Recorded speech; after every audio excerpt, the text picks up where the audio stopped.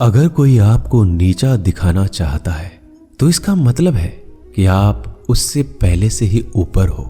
जिंदगी जीने के लिए मिली है, इससे लोग क्या सोचेंगे यह सोचने में बर्बाद मत करो। किसी के बुरे वक्त में उसका हाथ पकड़ो, सहारा दो, उसे हिम्मत दो, क्योंकि बुरा वक्त थोड़े समय में चला जाएगा लेकिन वह आपको दुआ जिंदगी भर देता रहेगा। मनुष्य सुबह से शाम तक काम करके उतना नहीं थकता जितना चिंता और क्रोध के एक क्षण में थक जाता है। संबंध परमात्मा से अच्छे बना लो तो तुम्हें किसी की जरूरत नहीं पड़ेगी, तुम खुद सबकी जरूरत बन जाओगे। सलाह देने तो हजारों आते हैं लेकिन जब साथ देने की बारी आती है तो केवल भगवान आते हैं। जीतने के बाद तो सारी दुनिया गले लगाती है, क्योंकि जो आज आपके साथ है वह कल आपके खिलाफ हो सकते हैं।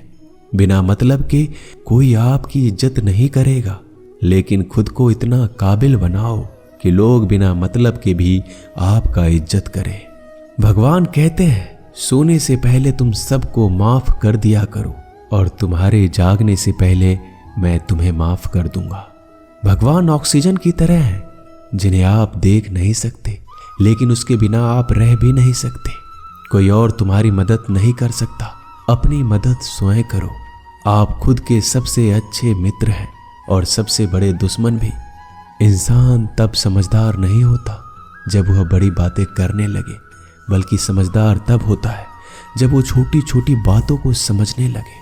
आप किस समय सही थे इसे कोई याद नहीं रखता, लेकिन आप किस समय गलत थे ये सब याद रखते हैं। सब दुख दूर होने के बाद ही मन प्रसन्न होगा, यह आपका भ्रम है। मन प्रसन्न रखो, सब दुख दूर हो जाएंगे, ये हकीकत है। किसी भी व्यक्ति की कोई भी बात बुरी लगे तो दो तरह से सोचो। यदि व्यक्ति महत्वपूर्ण है तो भूल जाओ और बात महत्वपूर्ण है तो व्यक्ति को भूल जाओ। रिश्तों का संबंध सिर्फ रक्त से नहीं होता, जो मुसीबत में हाथ थाम ले उससे बड़ा कोई रिश्ता नहीं होता। भगवान कहते हैं तुम सब कुछ मुझे सौंप दो, सारा दर्द परेशानी, और बिल्कुल हल्के होकर मुझे याद करो।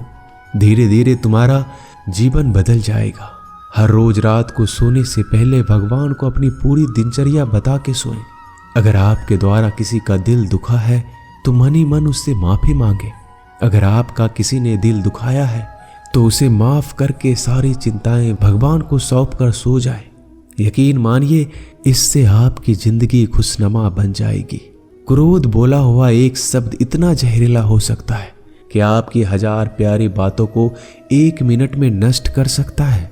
सबको हंसाना लेकिन किसी पर भी हंसना मत। सबके दुख बांटना लेकिन किसी को दुखी मत करना।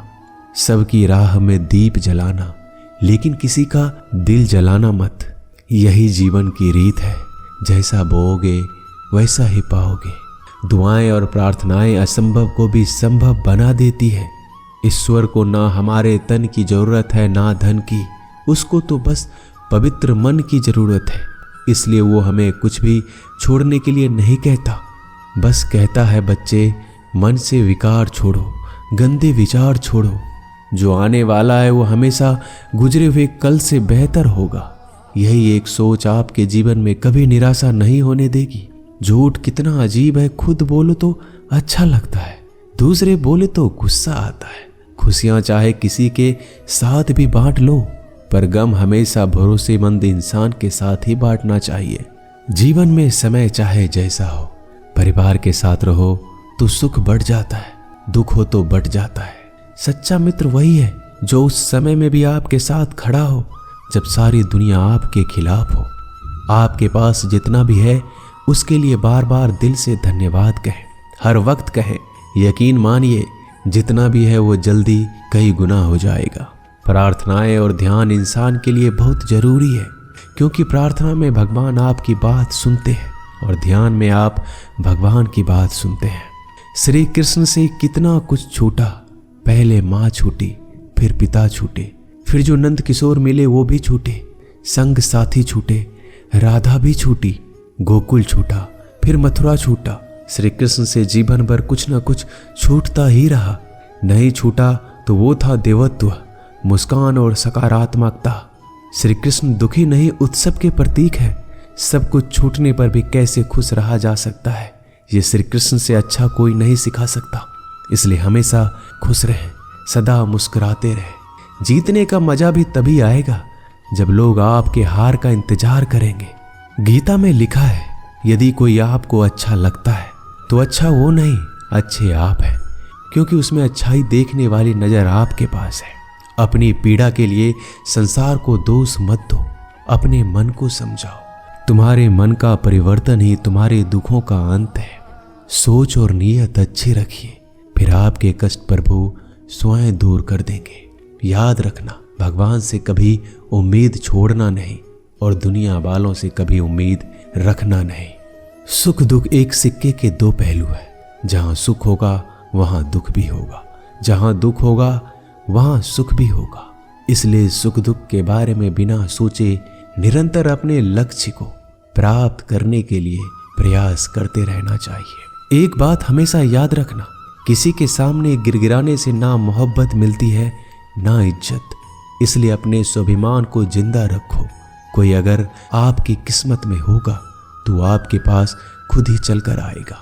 दूसरों को हराने का मौका मत दो, बस खुद को आगे ले जाने की जिद पालो। कभी हार ना मानने की आदत ही एक दिन जीतने की आदत बन जाती है। सिर्फ दो चीजें मनुष्य के भाग्य का निर्माण करती है। पहला, स्वभाव। अगर आपके स्वभाव में अच्छाई, विनम्रता और गुण है तो आपका भाग्य चमकेगा। अगर आपका स्वभाव क्रोधी है, आलसी है, तो आपका भाग्य बिगड़ना अनिवार्य है।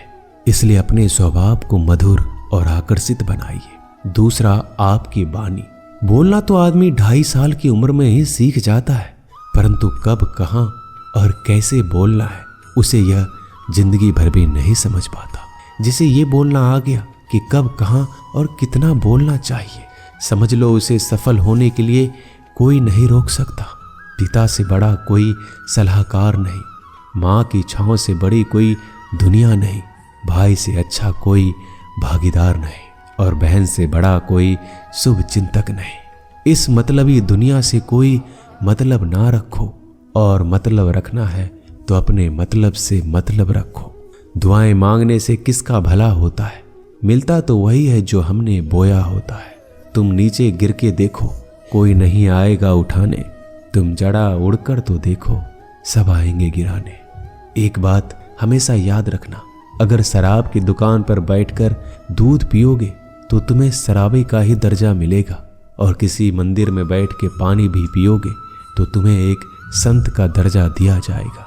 इसलिए आप किसके साथ उठते बैठते हो ये बहुत मायने रखता है। दोस्तों, आशा करता हूं कि आपने इस वीडियो से बहुत सारी सीख ली होगी। मिलते हैं जल्दी एक नए ज्ञानवर्धक वीडियो में। धन्यवाद। अपना ख्याल रखिएगा।